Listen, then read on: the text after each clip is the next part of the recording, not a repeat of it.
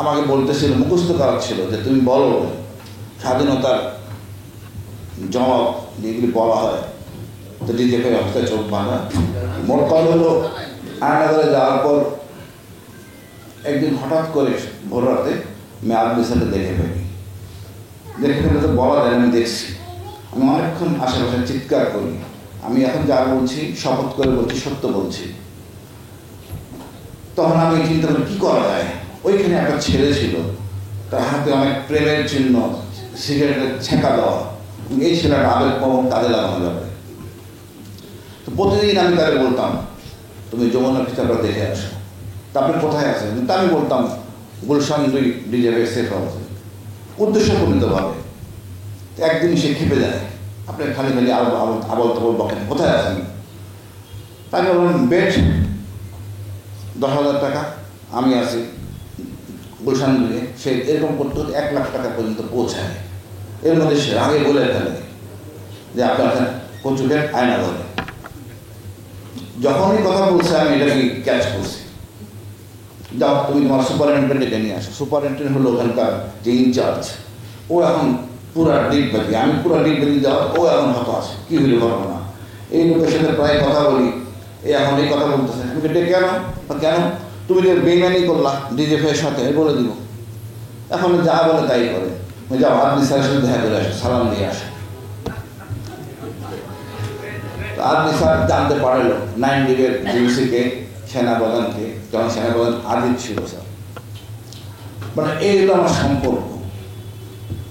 তারপরে তো বাকি শেষ দিকে যখন বেরিয়ে আসি আমি, তখন আমাকে বলতেছিল, মুখস্থ করা ছিল যে তুমি বলো স্বাধীনতার জবাব যেগুলি বলা হয়, তো ডিজেপি অবস্থায় চোখ বাঁধা। আমি বলি এটা তো না, আমি তো জেনারেল মতিনকে চিনি, উপদেষ্টা ছিলেন তিনি আমাদের। উনি আমার সামনে সবার সামনে বলছেন, উনি 22 তারিখ 32 নম্বর গিয়েছিলেন, ওখানে ওনাকে বঙ্গবন্ধু বলছেন তুমি টিকিট কেটে চলে যাও। উনি বলছেন আমি 8 অফিসার, আমার বাড়ি করাচি, আমার ইউনিট করাচি, আমি কী করবো। কোনো কথা শুনবো না, সরাসরি টিকিট কেটে করাচি চলে যাও। এরপরে কোনো ইস্যু নাই, শেখ মুজিবুর রহমানের জনকর ঘোষণা দেওয়া, সোজা কথা। এই কথা কিন্তু বিশ্বাস করে না তোমরা। এই চোখ বাঁধা অবস্থা ছাড়ার 4 দিন আগে আমি বলি, শেষ দিন দেখেন দেখতেছে এই লোকটা কথা শুনতেছেন 3-4 বার করে আমার মিস্ত্রির সাথে কথাবার্তা বললে, তখন আমার বড় মেয়ের কথা বলে, আমাকে বলে যে আপনার বড় মেয়ের বিয়ে ঠিক, আপনার না ছাড়া পেলে না দেখলে মেয়ে বিয়ে করবে না। তখন আমি আর প্রবণ হয়ে যাই, শর্ত দিল আমাকে 6 মাস নিজে ফের নাম বলা যাবে না। কতটা অসহায় হলে নিজে ভাই আমি জানি, সবাই হয়তো অনিচ্ছা সত্ত্বে করছি। আর তারপরও যে আচরণগুলি আপনি স্যারের সাথে করছে, আমার সাথে করছে, ওটা ভদ্র সমাজ ব্যবস্থাটা হয় না, জাতি এটা করতে পারে না। আমরা কত নিচে নেমে গেছি আমি জানি না। তারপরে এই বিপ্লবটা সম্পূর্ণ আমি ধারণ করি, প্রথম থেকে শেষ পর্যন্ত আমি ছিলাম। যখন চলে আসি শাহবাগে ছিলাম 5 তারিখ। আমরা যখন ওই প্রধানমন্ত্রীর অফিসের সামনে আসি তখন প্রায় 4টা। আমাদের অনেক কয়েল ছিল যেটাকে বেঁধে ফেলানোর জন্য। দেখলাম না, আগে তো ভয়ে ওখানে যেতে পারতাম না, কখন ঘুমিয়ে যায়।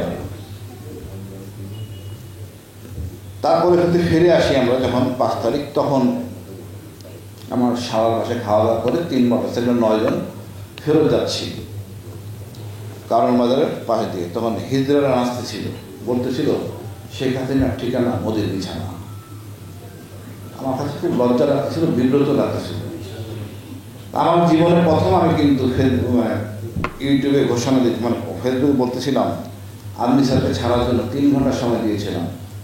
এক সময় মনে হলো না, এটা আমার দিয়ে হবে না, আমাকে একজন সিনিয়র লোক লাগবে। আমি ব্রিগেডিয়ার হাসান নাসের কাছে যাই রাতেরবেলা। আমরা 6টার দিকে যাই, 7টার দিকে আবার একই জিনিস বলে 2 ঘন্টার সময় নিয়ে 8টার সময় আমরা প্রচুর কষ্টে বসে পড়ি। অনেক অবস্থা ছিল আমাদের সাথে, মানুষজন স্যার ছিল, কারণ ফেরদার ছিল। যাই হোক, সবটা এই কথাটাই বলতে চাচ্ছি, যা হয়েছে আমরা এটা আবার দেখতে চাই না। আমাদের ছাত্ররা যা দেখাইছে রাজনীতির বিরুদ্ধে তা করতে পারেনি। বিপ্লবটা ছিল আমজনতার। এখানে কোনো রাজনীতির কোনো কৃতিত্ব নাই, সোজা কথা। ওই ছাত্ররা আমাদের মতো আমাদের শিখেছে ভারত আমাদের একমাত্র শক্তি, এটা আমাদের ধারণ করতে হবে, আগামী প্রজন্মকে এটা ধারণ করতে হবে। আমরা আর কোনো ফ্যাসিস্টকে জন্ম দেব না, আর সেই পরিবেশ এখন হবে না। এই পুলিশগুলি ছুটত, যে ডিজিএফআই সব কিছু নিয়ন্ত্রণ করতো, আজকে তারা বুঝতেছে কতটা অসহায়। আমি নিজের কাছে লজ্জাবোধ করতেছি, আমার বন্ধু জুনিয়র এদের বিরুদ্ধে আমি কী করবো, কী করার আগে আছে। কারণ যখন শুনি এক ব্যক্তি 1030 জনকে মেরেছে, তখন মাঝে মাঝে মনে হয় না বিচার হওয়া উচিত, নাহলে আগামী প্রজন্মে শেখ হাসিনার মানে কতটা অনৈতিক পৈশাচিক একটা নারী ছিলেন, একে আমরা সেলুট করতাম। আমি মনে করি আমাদের সেনাবাহিনী গর্বের জায়গায় থাকবে, একে যেন কেউ মানে ম্যানেজ না করে বা অনৈতিক কাজে ব্যবহার না করে। একজন জেনারেলের আর কি চাওয়া পাওয়া থাকতে পারে আমি জানি না, কেন সে এমপি হওয়ার জন্য পাগলের মতো জিরোদুর করবে, এটা আমি মানতে পারি না। সবশেষে বলবো, আর্মি স্যার আমাদের সাথে আছে, আমার ভাই আমাদের সাথে আছে। রাত 1টার সময় সেদিনকে 5টার সময় ব্রিজের সাথে ঝগড়াঝাটি করে কনফার্ম করে আমরা কিন্তু বাড়িতে ফিরি। আমি একটু গরুর মাংস পছন্দ করি, আমার বাচ্চারা বসে আছে বিকালবেলা, বাবা তুমি আসতেছে না আজকে, হাসি তো পড়ে গেছে, একসাথে খাবো। আমি যে নতুন একটা ভেড়া লাগাই ফেলছি, বলতে পারতেছি না বাচ্চাদের যে কখন শেষ হবে। যা হোক, সবটাই ছিল আমাদের বাংলাদেশের, এই বিপ্লবটা ছিল আমাদের নিজস্ব, কারো কোনো শেয়ার নাই, ভারতের কোনো অংশীদারিত্ব নাই, বিশাল শক্তির বিরুদ্ধে যুদ্ধ ছিল। এটা গর্বের, এটা আমরা ধারণ করব। অনেক সময় অনেক কথা বলছে, অনেক সিনিয়র আছেন এখানে, এগুলি সব আবেগের কথা ছিল, কেউ কোনো রাগ রাখবেন না, কষ্ট নেবেন না। অনেক সময় ইউটিউবে কথা বলতে হয়, মনে হয় না বলাই ভালো ছিল, বা না বলেও উপায় ছিল না, বলতে হয়। আপনারা সেটা মনে ধারণ করবেন, আমরা কাউকে যেন ক্ষতি না করি। ধরুন প্রথমবার আমাকে যখন ইউনিফর্ম অবস্থায় গ্রহণ করলো, আমাকে যদি ডাকতো হাসির আসতো, আমি তো খুশিতে চলে আসতাম, টিএ পাবো, ঘুরে এসে ঢাকা শহর। এই যে একটা বোকার মতো কাজ করলো, আমার গুম করা হলো, এবং কাকে বাদ দিয়ে কাকে ছাড়ি, কিছু তো করার নেই। বাট আমরা যদি এটা পুনরাবৃত্তি না করি, সবাই যেন সবাইকে নিয়ন্ত্রণ করি। আজকে স্যার যে গোটা লিখছেন, ইতিহাস থাকবে, সেনা অফিসাররা পড়বে, সবাই জনগণ পড়বে, যাতে এটা পুনরাবৃত্তি না ঘটে।